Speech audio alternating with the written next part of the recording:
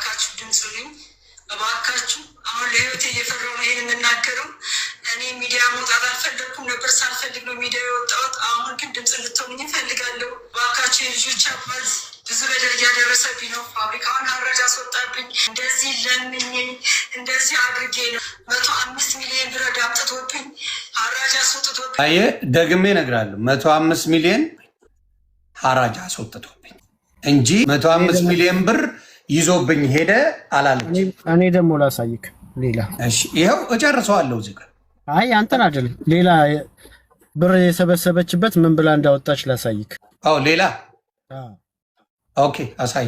ይሁን ቤት እስኪያወጣው ነው ዳውራ ፍቀዱልኝ። ችግር የለውም ያውጣው። ታዩ አንዴ ዝም ብለህ አንቺ መረጋጋት ስላለብሽ ዝም ብለሽ። ትናንትና እነ ዳኒስኬ እዚህ እያወራን ምናምን ብር እየተሰበሰበ ነበር። በእኔ 105 ሚሊዮን ብር ይዞ ፈረጠጠ የሚል ካለ ያውጣ። እኔ ትናንትና የእውነት ችግር የለም አወጣለሁ አለ አይደል? እንስማው። 600 ምናምን ሺህ ብር ሰጥተውኛል። ይሁንዬ ትቸግረሽ መኖራት እሱን ታዩ። አይ ምናልባት እሱ ገንዘብ ሰበሰበችበት ስላለ ብዬ ከኔ አንድ ላይ 105 እሱ ሲያወጣው ታወሪያለሽ። ማስረጃውን አይቶ አይሻልም? እናቱ ማስረጃውን ካይና ታወሪያለሽ። ጎ አሄድ ይሁን። ስላልተዘጋጀውበት ነው እያወጣሁት ነው። ግን ችግር የለም። እግዚአብሔር ያክብራችሁ። ከስር ብዙ መጥፎ ነገር እየተናገራችሁ አይደለም። ታንኪ እዚህ ጋር ባየነው ነው እማወራው። አሁንም እዚህ ጋር በሰማሁት ነው እንጂ በውስጥ ሁለቱም የተለያየ ነገር ነው የነገሩት። እዚህ ጋር ሲናገሩ ግን ባለው ነገር ላይ ነው እናንተ በምታዩት ማድረገው። እነሱ ከዛ በኋላ የሚሉት እንሰማለን። እኔ ግን እንደኔ ሀሳብ እግዚአብሔር ብሎ ቢስማሙ ልጆቻቸው ደርሰዋል። እንደው ለቁም ነገር አብቅተው ድረው ፋብሪካውንም በነሱ ስም አዙረው ብዙ ነገር ቢሰሩ የሚቻል ይመስለኛል። እንደ ሰው አሜሪካንስ ምን ይላሉ? the other side is not greener ይላሉ። ሌላው የተሻለ ነገር ይመጣል ብለን የምንሄድበት ነገር ብዙ ጊዜ ሆኖ አናገኘውም ይመስለናል፣ ግን አይሆንም። ለሁለታችሁም ነው ይህን የምለው፣ ለአንቺም ለሱ የተሻለ ይመጣል ብሎ ማሰብ አንዳንዴ ቤስቱ ሌት ላይሆን ይችላል። ይሄ በተማገጠ በማይረባ ነገር ስላልተጣላችሁ እሱ የዚህ የፋብሪካ ነገር ስለሆነ ምናልባት መፍትሄ ይኖረዋል ብዬ አስባለሁ። እግዚአብሔር ከፈቀደ አንተም ልበቀና ከሆናችሁ ልበቀና ከሆነ እስኪያወጣው ነው። ልበቀና ከሆናችሁ የበፊቱን ወደኋላ ጥላችሁ ወደፊት መራመድ የምትችሉበት ነገር ከተፈጠረ መሆን ይችላል። ከባድ አይደለም። የናንተ ከባድ አይደለም። እግዚአብሔር ምስክሬ ከባድ አይደለም። ልጆች ባይገቡ ደስ ይለኛል። እንዴት በስስት እንደምታወሪለት እየሰማው ነው። ደግሞም እንደዛ አይነት እናት እንደሆንሽ ምንም ጥያቄ የለኝም። ለልጆችሽ አንቺም እሱም መልካም እናትና አባት ናችሁ። ለልጆቻችሁ መናገር እችላለሁ በዛ በደንብ ለልጆቻችሁ መልካም እናት ነሽ አንቺ፣ መልካም አባት ነው እሱ። በመሃላችሁ እልህ አለ፣ ንዴት አለ። ትልቁ አለመነጋገር ጎርቷችኋል። እኔ እየመረረኝ ሚስቴ ከከፋት አዳምጣለሁ። እየደበረ እያቅለሸለሸኝ ግዴታዬ ነው። ወድጄ የገባሁበት ትዳር ገብቶሻል። እያቅለሸለሸኝ ሰማታለሁ። እኔ ካልሰማሁት ማል ይሰማት? በብዛት ለወንድሞቼ የምነግረው ነው ይሄ። በኋላ ስቱ ሌት እየመረራት መስማት ያስፈልጋል። ሚስቶቼ ንግግራቸው አንዳንዴ ይሰማናል። ሳይሰማኝ ቀርቶ አይደለም። ሚስቴ ስትናገረኝ ግን አያፍጡልስ መስማት አለብኝ። እየደበረኝ ይሰማለሁ። ከዛ እንጨቃጨቃታለን። ችግር የለው። ከዝምታ መጨቃጨቁን እመርጣለሁ። ለምን? መልሱን ትፈልገዋለች እሷ። መልሱ ያስፈልጋታል። ስለዚህ ያንን ነገር ለሌሎችም ወንድሞቼ የምመክረው ነው። ሚስታችሁ ብጨቀጭቅም ስማት። ጨቀጨቀች ማለት እናስተካክለው ማለቷ ነው። በነገራችን ላይ ሴት ልጅ ከመሄዴ በፊት ነገሩን ቆርጬ ከመሄዴ በፊት ላስተካክለው ማለት እንጂ ላበላሸው ማለቷ አይደለም። ስለዚህ ባካችሁ ወንድሞች ካላችሁ ቢታረቁ ቢስማሙልኝ ደስ ይለኛል። ሌላ ሰው በኃይለኛው በትዳራቸው ጣልቃ ስላልገባ ብዙ አልገባ። እሺ አይደለም ጎሄድ። እሺ የድርጅቱን አድኑልኝ ጥሪ። እሺ አድኑልኝ ጥሪ ነው። ኦኬ ለየተከበራችሁ እናቶች ዮኒ በእናትህ ልጄ እንዲያወራ አልፈልግም። ማን ነው ራሱ ያነበው እንጂ ልጄ እኮ ነው እያወራ ያለው። ተው እንጂ ልጁማ አይችልም እንዴ? ለምንድን ነው አባ ያውጣ ማለት ቪዲዮ አሰማለ ነበር ያለው።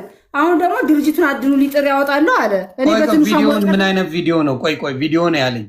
ያድኑልኝ ከሆነ እሷ ታሰማ ምን ያው ይኸውና እኔ እኮ ድርጅቱን አድኑ ሊጥር መጀመሪያ ለራሱ ልኬለታል። ይኸው እንዴ ይኸው አለ እኮ እሷ ጋር ምን የተለየ ነገር ይኸውና። የተከበራችሁ እናት አባቶቼ፣ እህት ወንድሞቼ የኤምኤስዜድ አስመጭና ላኪ በእናትህ የሆነ ኢሞሽናል ሆንኩ። 105 ሚሊዮን ብር ምን ይላል እዚህ ጋር? የልጆች አባት በቃ የልጆች አባት ነው እኮ የሚለው። ሌላ ምን አለ? ምንድን ነው ቲቶዬ? በእናትህ ተው። ይኸውና ምን ይላል? አንብቦ በለው እስኪ ራሱ። ግራ የገባኝ ቲቶ ግን እኔ እንጃ። ቲቶዬ እወድሃለሁ በእናትህ። ሌላ ሰው እየመሰለች ነው እናት አልመሰለችም። ግራ አይደለም ወንዴ ተው ቲቶዬ፣ አትቀማኝ፣ ፍቅርህን ፈልገዋለሁ። ምን ይላል? 105 ሚሊዮን ብር ተበድሮ ድርጅቱን ዘግቶ ወደ አሜሪካ ከጠፋ ይላል።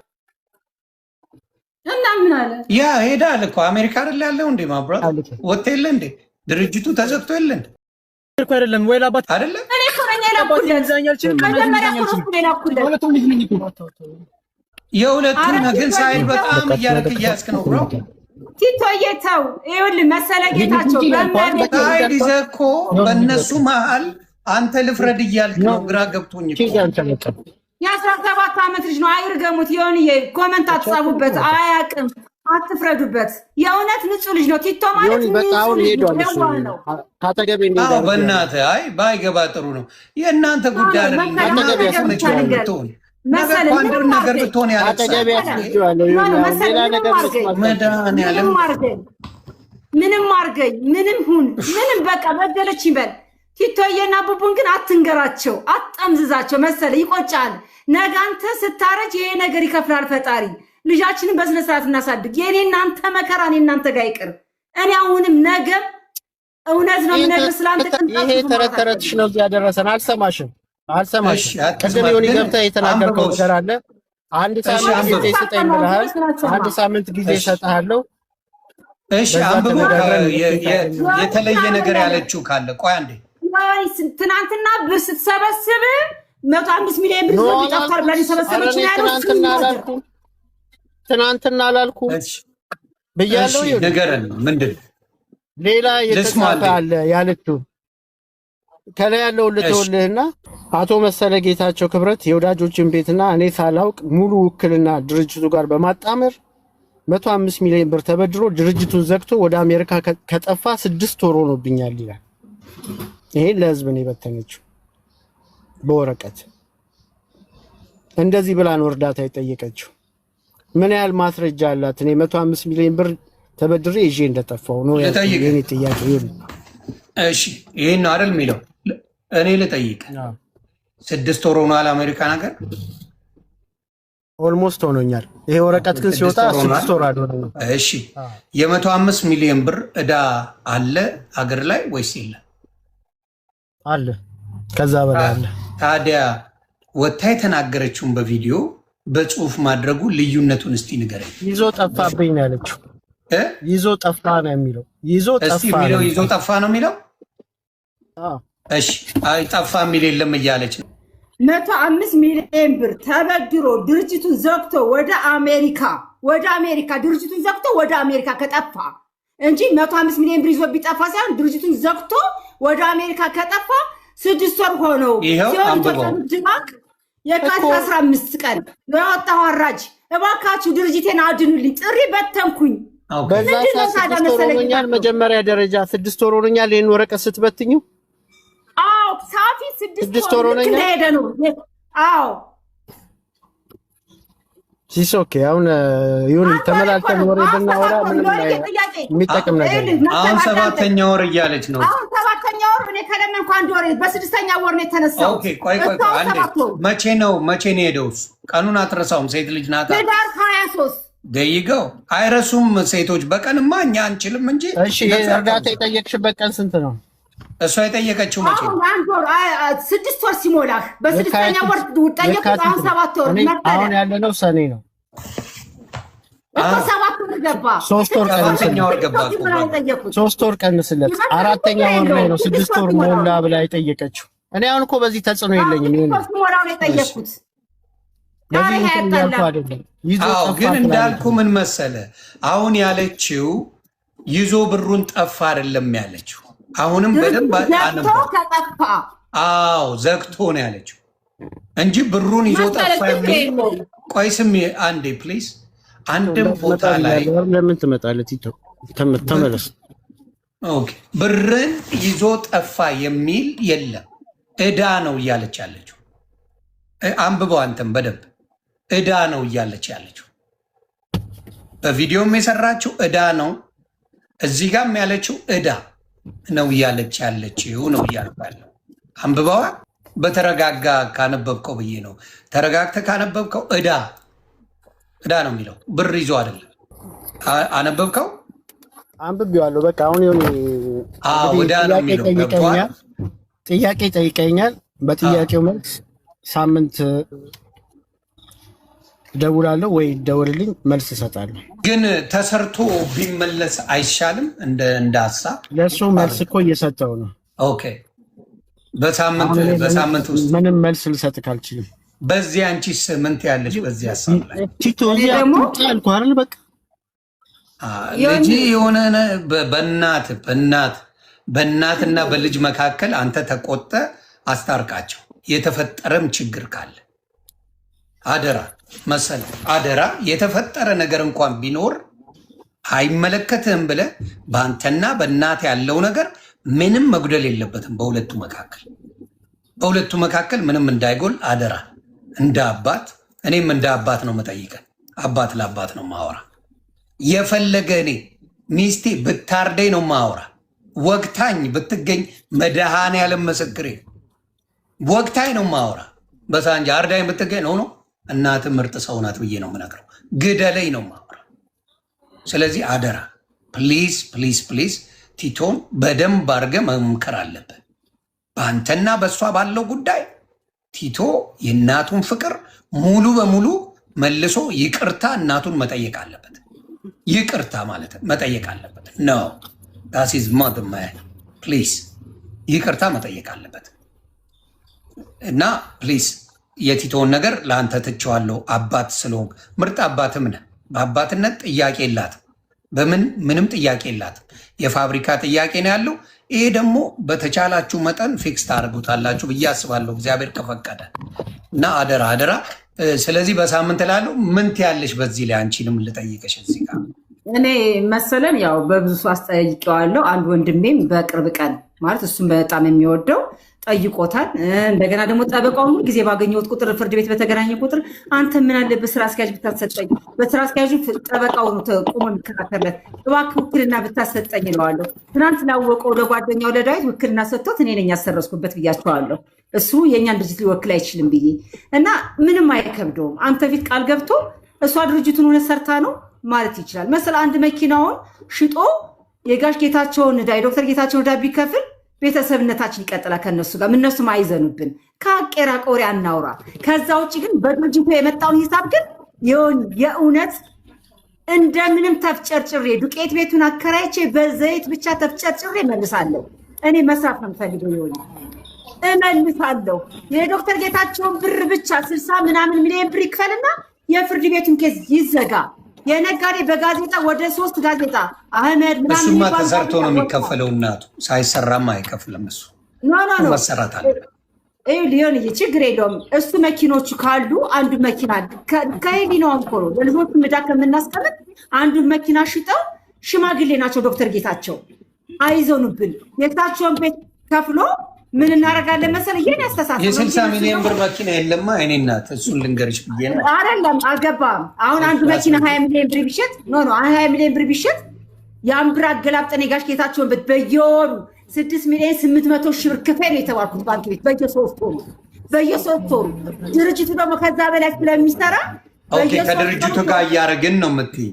ኤግዛክትሊ እንደዚህ አውሪኛ። ስለዚህ ስላልገባኝ ነው። ገብቶች አንድ መኪና ሽጦ ቢሰጠኝ እያገላበጥኩኝ በየወሩ በየሶስት ወሩ 6,800,000 ብር ክፈይ ነው የተባለው። 6,800,000 ብር እየተከፈለ የጋሽ ጌታቸውን ቤት ከፍለን ድርጅታችንንም አድነን ማንም ተሰብስቦ ድርጅታችን ወላ የኔ ወንድም ወላ ማን ተሰብስቦ የሌላ ችግር ከሚፈጥሩ ድርጅቴ ራሴ ጋር ነው ያለው አይደለ?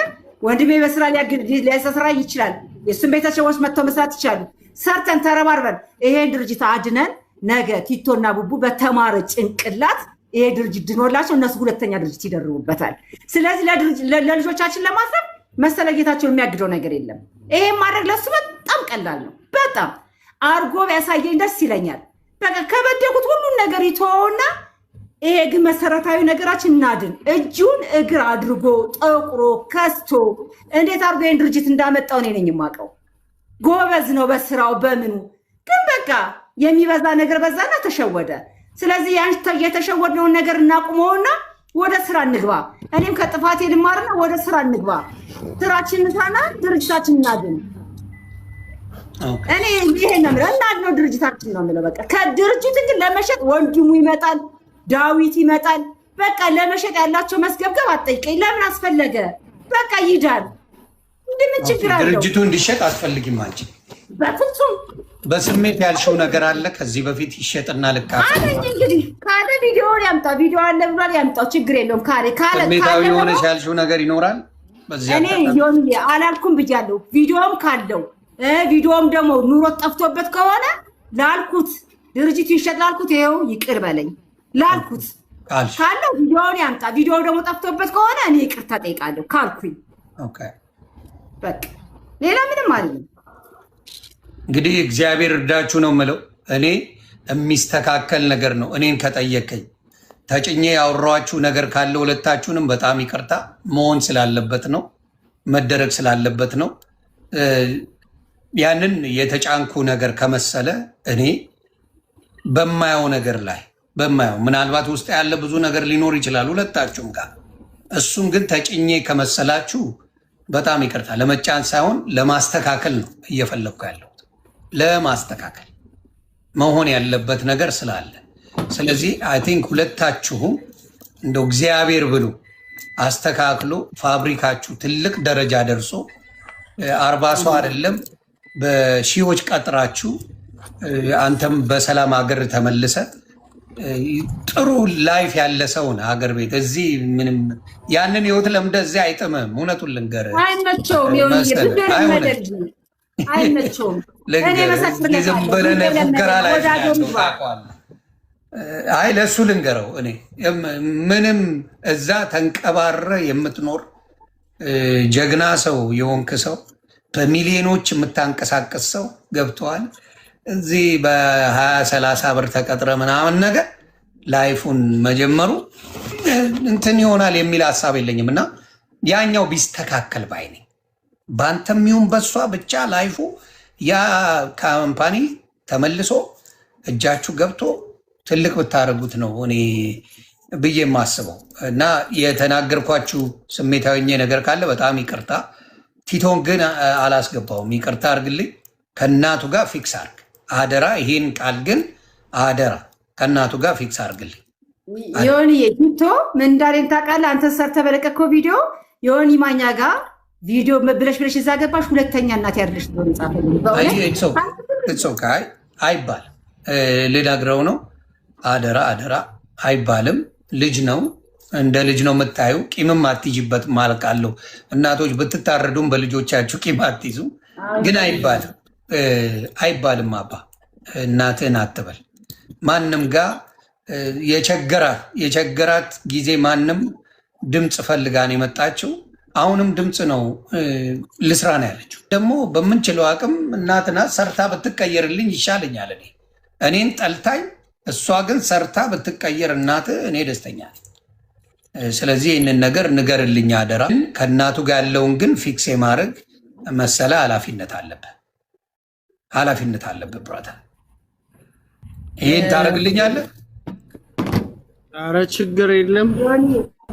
ዮኒ አንድ ነገር ፊቱ አናግሮኝ አያውቅም። እየለመንኩት ስለሚደውለት እያለመጠ ነው የሚያናግረኝ። አደራ የእናትን ነገር ስለማያውቅ ነው። እንግዲህ አደራ ደውለህ አናግርህ እናትህን ደውለህ አደራ አደራ አደራ። አዎ ንገረው አደራ። እናቱ ናት እናቱ። ምንም የሚፈጠር በአንተና በሱ እናት ናት። በቃ አትበድለውም ልጇን። ከአንተ ጋር ተባሉ አይመለከተኝም። እርግጠኛውን የምነግርህ ግን አንተም ልጆቼን አትበድልም፣ እሷም ልጆቿን አትበድልም። የእናንተ ችግር የተለየ ሊሆን ይችላል አልኩ። አለመግባባት ይኖራል፣ ግን በተአምር ልጁን አትበድለውም። አንገቴን ሰጣል። አትበድልም ልጃችሁን አትበድልም፣ ልጆቻችሁን አትበድልም እሱ። ይሄን መናገር ስለምችል ነው መሰለ። ይሄን አንተም ትመሰክራለህ። ስለዚህ ፊክስ አድርገው፣ ቲቶ ፊክስ አድርገው፣ እናቱን ያውራት። አንዳንድ ነገሮች ሶሻል ሚዲያ ላይ ጨዋታ ነው አለ። እኔ ሶሻል ሚዲያ ላይ ብዙ ነገር ልል እችላለሁ፣ ለአንዳንድ ሰው ሊከፋው ይችላል። ግን ሶሻል ሚዲያ ላይ ስትወጣ ብዙ አቃቂሮች ሊመጡ ይችላሉ። ከአንዳንድ ሰዎች ጋር ሲጫወቱ ስናይ ሌላ ነገር ሊኖረን ይችላል። ግን ተለያየው ብሎ ላሰበ ሰው እንደዛ አይነት ነገሮች ሊፈጠሩ ይችላሉ። ያንን ደግሞ እኔ መቆጣት ባለብኝ በውስጥ ማውራት ነገር ይኖራል። እንደው የተለየ ነገር አለ ብዬ ካሰብኩኝ ቪዲዮዎቹን አይቻለሁ። ብዙም የተለየ ነገር አላየውም። እግዚአብሔር በሚያውቀው ሶሻል ሚዲያ ላይ ያለ ሰው ያውቃል። አንተ ሶሻል ሚዲያ ተጠቃሚ ስላልሆንክ ሊሆን ይችላል። ሙዚቃ ካለ መቼም ሀዘን ላይ አትቀመጥም። ሙዚቃ ከመጣ ሰዎች ይዝናናሉ፣ ይጨፍራሉ ወይ ይጫወታሉ። ከዛ የተለየ ነገር የሚኖር ነገር የለውም። የሶሻል ሚዲያ ሰው ስላልሆንክ ነው። ሙዚቃ ካለ ሰዎች ተነስተው ይጨፍራሉ። ማናችን ኤቭሪባዲ ገብተህ እያንዳንዱ ሙዚቃ እየሰማ ያልጨፈረ ያልተወዛወዘ ሰው ስለማይመጣ ነው። ከዛ ውጭ ግን የተለየ ነገር ስላላየው ነው መሰለ። አደራ የቢዝነሱን ነገር ቆንጆ ላይፍን አስበው። አንተ አሜሪካ ከምንኖረው የተሻለ ህይወት ግልጹን ነው የምነግርህ አለ ኢትዮጵያ ላይ በደንብ አለ። አንተም ባለቤት ያንን ማንም አይውሰድብህ። አባ እልህ አይውሰድም። ልትለያዩ ትችላላችሁ፣ ግን እንደ ጓደኛ ሆናችሁ ስራውን ግን መስራት ትችላላችሁ እንደ ጓደኛ። who cares? ግን ያንን ኳሊቲ ላይፍ ባታጡት ባይኔ። የመነጋገር ጭላንጭሉ ይኖራል አይደለም? መቼም መነጋገር አይከብድህም። እኔ የማታቀኝ ሰው ካናገርክ 17 ዓመት በትዳር የቆያችሁ ባለቤትን ለመናገር አልችልም አትለኝም መቼም። እኔን ምንም የማታቀኝ ሰው አውርተኸኛል። ሌሎችንም ዛሬ የምትተዋወቀው ነገ የምትተዋወቀው ሰው የምታወራው ይኖራል። ከነ ችግርም ቢኖር በአንዳንድ ነገሮች ላይ ብታወሩ፣ በሰከነ ሀሳብ ብታወሩ ጓደኛ መሆን ትችላላችሁ። እንደው ባለትዳር ባትሆን የሚከብድ ነገር ያለ አይመስለኝም ከማየው አንጻር። ይህንስ የማድረግ እንትኑ ይኖርሃል። ዝም ብሎ የማውራት አንዳንድ ነገሮችን የማስተካከል እንደ ጓደኛ ለልጆቻችሁ አትለያዩ። መቼ አትለያዩም ስል ምን መሰለ፣ ህይወት ዘመናችሁን ስትኖሩ በልጆቻችሁ ጉዳይ መነጋገራችሁ አይቀርም። ባሳለፋችሁ ጉዳይ የፈለገ ተጣሉ፣ ለጊዜው መነጋገራችሁ አይቀርም። ስለዚህ ከዛ ይልቅ ሌሎችም ልጆች እንዲማሩ ከጸባችሁ ይልቅ ፍቅራችሁን ቢያውቁ ይሻላል። ልጆች ይበረዛል ጭንቅላታቸው። የምታውቀው ነው። የደረሰ ልጅ ነው ያላችሁ 18 በቅርቡ ይሞላዋል። ይበረዛል። ለሴት ልጅ ያለው አመለካከት፣ ለእናት ያለው አመለካከት ለብዙ ነገር ስለሚበረዝ ያንን ፊክስ ለማድረግ ያንተና የእሷ ማውራት እንዲሁ ኮንቨርሴሽኑ ነገሩን ያበርደዋል። ከቲቶ ጋር ያለው በእርግጠኝነት ያበርደዋል። ስለዚህ አደራ ያንን እንደ ብታወሩ በሰከነ ሲያወራሽ አደራ ስሜት አያቱኝ። ስሜቱን አውርቶ ላያቅ ይችላል። ቢሰድብሽም ምንም ካለ የሚሰድብ አይመስለኝም። ከሰደበሽም ውጠይ ሰምተሽው ሀሳብሽን ብቻ መግለጽ ብታረጊልኝ አደራ። ይሄን ለምንሻለሁ። አንቺ በውስጥ ለሶስት የምናወራው ካለ እኔ መድኃኒዓለም ምስክሬ ብትታረቁልኝ ደስታዬ ናቸው። እኔን ብጠይቁኝ